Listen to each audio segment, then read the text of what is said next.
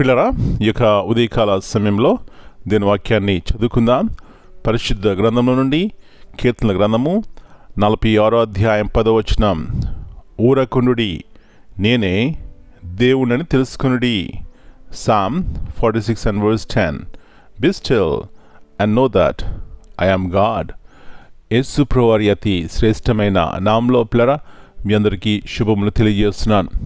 మరి యొక్క నూతన ఉదయకాల సమయాన్ని మనం చూస్తున్నాం. ఇది దేవుని యొక్క కృప. మొట్టమొదటిగా దేవునికి కృతజ్ఞతాస్తులు చెల్లించుకుందాం. ఆ విధంగా చేసినప్పుడు పిల్లరా మన జీవితాల్లో దేవుని యొక్క సమాధానం ఉంటుంది, సంతోషం ఉంటుంది. అంతకంటే ముఖ్యంగా రక్షణ ఆనందం మన జీవితంలో ఉంటుంది. తద్వారా మనం వేసే ప్రతి అడుగు, మనం ఆలోచించే ప్రతి ఆలోచన దేవుని యొక్క ఉన్నతమైన ఉద్దేశం నుండి మనం చేసే ప్రతి పనిలో కూడా ఆత్మీయంగా, శారీరకంగా కూడా బలము చూస్తామనే సత్యాన్ని జ్ఞాపకం చేస్తున్నాను. మంచిది. ఇక్కడ చూసినట్లయితే వాగ్దానము, ఊరకుండుడి, నేనే దేవుడని తెలుసుకునుడి. ఊరకుండుడి అంటే వ్యక్తిగతంగా మన జీవితాల్లో చూస్తున్నప్పుడు, కొన్ని వింటున్నప్పుడు, కొన్ని చూస్తున్నప్పుడు, వ్యక్తిగతంగా మన జీవితంలో కొన్ని అనుభవపూర్వకంగా వెళ్తున్నప్పుడు కలవరం ఉంటుంది, తొందరపాటు ఉంటుంది.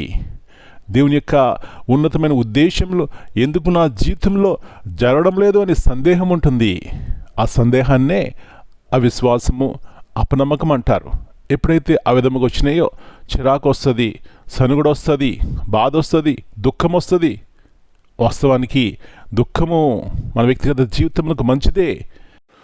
అయితే పిల్లరా, ఆ దుఃఖము మనల్ని కృంగింపజేసేదిగా ఉండకూడదు.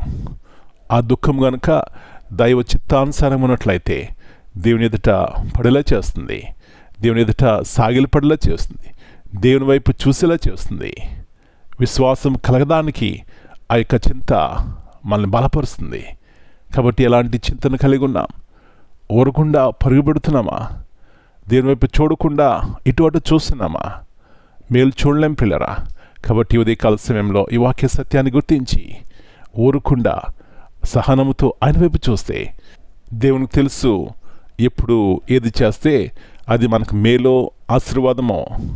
కాబట్టి ఆయన వైపు చూసి ఈ గొప్ప కృపను పొందుకుందాం. అలాంటి కృప దేవుడు మనందరికీ దయచేయనుగాక. ప్రార్థన చేసుకుందాం.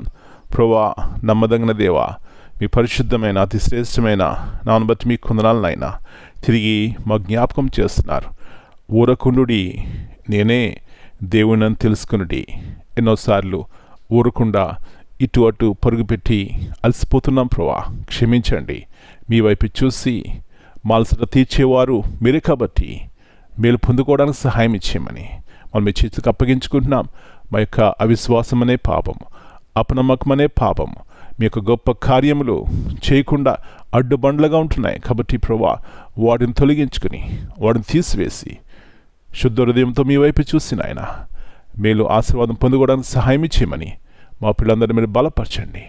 వారున్న స్థితిలో, వారున్న పరిస్థితులు బట్టి ప్రభువా పరుగుపెట్టగా ఊరకుండా మీ వైపు చూసి ఈ గొప్ప ఆశీర్వాదం ఆత్మీయంగాను శారీరకంగా పొందుకోవడానికి సహాయం ఇచ్చేయమని మనం మీ చేతిగా అప్పగించుకుంటూ, ఎవరైనా బలహీనంగా ఉంటే నాయన వారిని మీరు గాయపడిన హస్తం వేసి ముట్టి బాగు చేసి వారికి మేలు దయచేయమని యేసు ప్రభువారి అతి శ్రేష్టమైన నామమును బట్టి ప్రార్థన చేస్తున్నాను తండ్రి. Amen. God bless you all.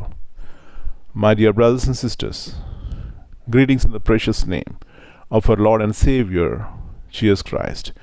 Here we see Psalm 46 and verse 10 reminds us to pause and recognize the sovereignty of God.